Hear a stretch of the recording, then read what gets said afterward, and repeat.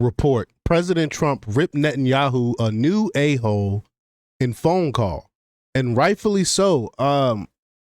We had a ceasefire, and we had a 12-hour period before the ceasefire went into effect, and Netanyahu decided to bomb the crap out of Israel, which I expected. Israel can't be trusted when it comes to things like this. Netanyahu is in deep trouble in his own country, in Israel, which is why I think he was rushed to go to war or try to start something with Iran. Is what this real thing is. What this really is about. This really is about saving Netanyahu's behind, because the people of Israel is not with Netanyahu, and it's basically a civil war, civil political war that's going on in Israel, and Netanyahu is trying to save his butt by starting this stuff with Iran, is what's really going on. So he went against this ceasefire, which is, I was quiet, I sat back and I watched to see what was really going to happen, because I really do not trust Israel. It's not that I don't trust Trump. I just don't trust Netanyahu and Israel, because they don't really have our best interests at heart. They're doing everything they can to try to save Netanyahu.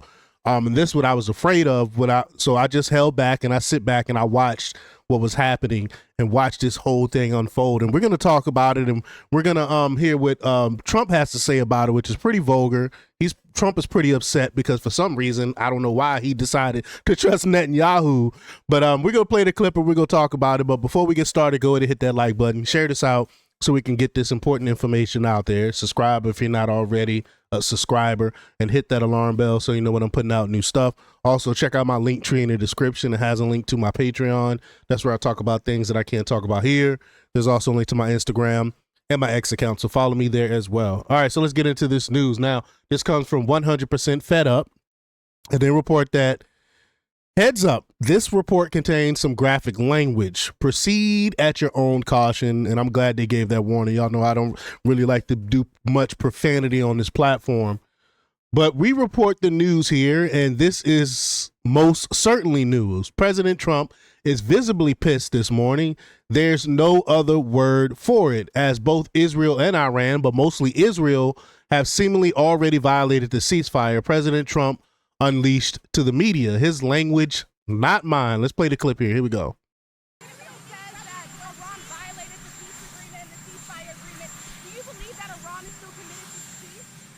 Yeah, I do. They violated it, but Israel violated it too. Are you questioning if Israel is committed? Israel, as soon as we made the deal, they came out and they dropped a load of bombs, the likes of which I've never seen before. The biggest load that we've seen. I'm not happy with Israel. You know, when I say, okay, now you have 12 hours, you don't go out in the first hour and just drop everything you have on them. So I'm not happy with them. I'm not happy with Iran either. But I'm really unhappy if Israel's going out this morning because of one rocket that didn't land, that was shot, perhaps by mistake, that didn't land. I'm not happy about that. You know what? We basically have two countries that have been fighting so long and so hard that they don't know what the fuck they're doing. Do you understand that?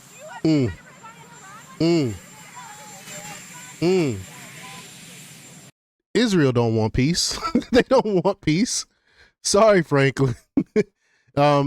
They got to expand the video. I'm not gonna play that. But now I want to go to Steve Bannon and Mark Caputo from Axios, who reports on what happened immediately after the clip on Marine One. Both Bannon and Caputo say they have never seen the president this mad, and they've seen a lot. Caputo reports that President Trump had a phone call with Israel's Benjamin Netanyahu and effectively, quote, ripped him a new a-hole. So here we go. Here's the clip here. Here we go.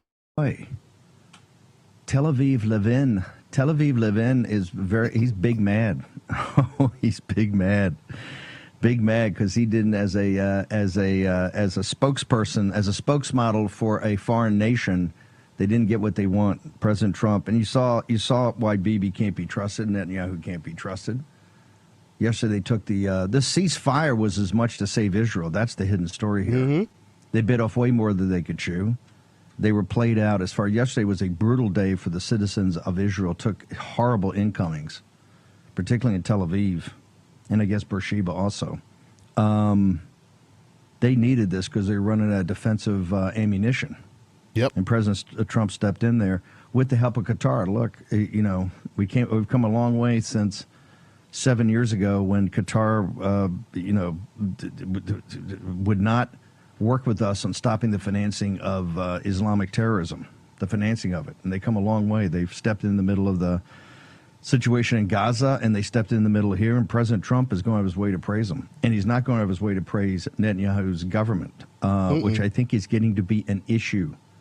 When President Trump puts out the kind of true socials he's put out today, focus on the Netanyahu government, you ought to take those as a papal bull. He's tired of it. He's tired of the nonsense. There's not going to be regime change. Your whole strategy for this, which was regime change from the very beginning, if it happens, it's going to be the Persian people that do it, which should be the way to go. And the Ayatollahs are as bad as they get. Yeah.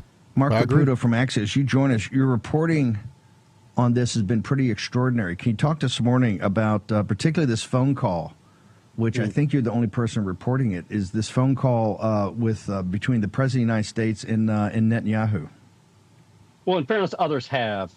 And from what we were told by senior administration officials is, and they said this in diplomatic language on background, that Trump called and relayed his concerns in very strong terms, and that Prime Minister Netanyahu said he understood those concerns.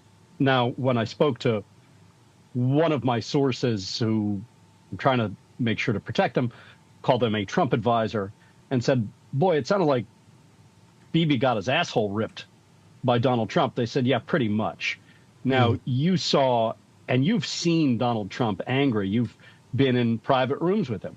You know what that's like. So I would imagine that ride on that Marine One helicopter after Trump departed the White House was probably one of those situations where aides are just going to stay away from the president and make sure he cools off, because his blood was up.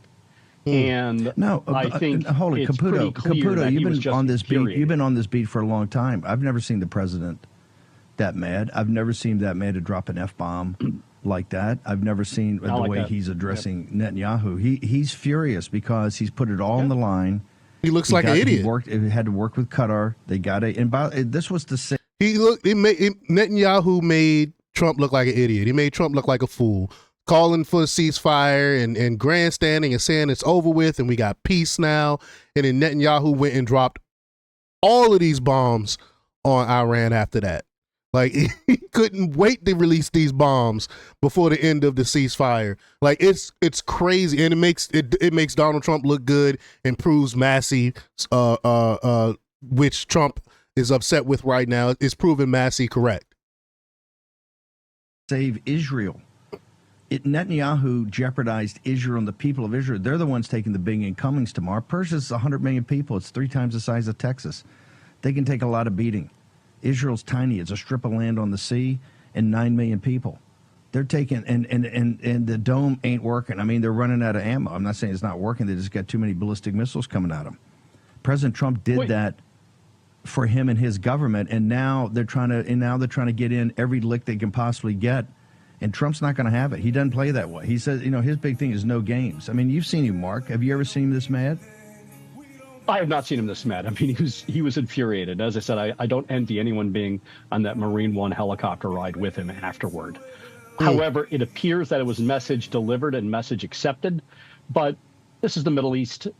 It's difficult to stop people from killing each other when they want to kill each other. Facts. And if Trump pulls this off, if this happens, it's going to be quite a feat. It will. But if it won't happen, he'll have egg on his face. Mark Caputo. If it doesn't happen, it'll be the biggest letdown in Trump's administration, I believe. It's wild. It's wild what's happening. Fox News expanded with more details here, and also listening in to the press gaggle aboard Air Force One. Here's the last clip here. Here we go. Russia. It's a shame. 6,000 soldiers died last week. More, 6,500 soldiers died last week. Russia, Ukraine, a war that never would have happened if I was president. So enjoy your flight. Let me ask you one more follow-up. In your comments just now about Article 5, that will probably make some people in Europe concerned. Can you clarify what you mean? Are you still committed to mutual defense? I'm committed to saving lives. I'm committed to life and safety. And I'm going to give you an exact definition when I get there. I just don't want to do it on the back of an airplane. Okay. And one other question on energy. What's your take on the oil price situation right now, and are you concerned? I love it. It dropped almost $10 yesterday. I put out a statement, get it down, because a lot of people aren't able to do things when the energy goes down. We're going to have a lot less conflict. So it came down, and our energy department's doing a great job. We're drilling like we've never drilled before. We're keeping it down. We're going to keep it down until all these wars are settled. Thank you very much, everybody. I'll see you. Iranian sleeper cells in the United States. Biden led a lot of super cells, and Biden was an incompetent president, had no idea what he was doing. He hardly ever signed a document. Other people signed documents for him with the auto pen. It was gross incompetence. And among everything else, he let a lot of super cells in, many from Iran. Wow. But hopefully we'll take care of them. What Biden did to this country should never be forgotten. So just to digest a little bit of what the president said there, headline being that he spoke with Vladimir Putin, president of Russia. He said Putin offered to help him with Iran, to which he said to Putin, I don't need help with Iran, I need help with you in stopping the war with Ukraine. He made comments about Article 5 with NATO, hedged on U.S. commitments to that. You heard him there talking about possible Iranian sleeper cells in the U.S. He bashed the Biden administration once again for the open border. And then he talked about oil prices, saying, I do love the oil prices. They dropped $10 yesterday, and the Energy Department is doing a great job. And Dana, that is a great segue over to you, because that is what you're going to be talking about right now.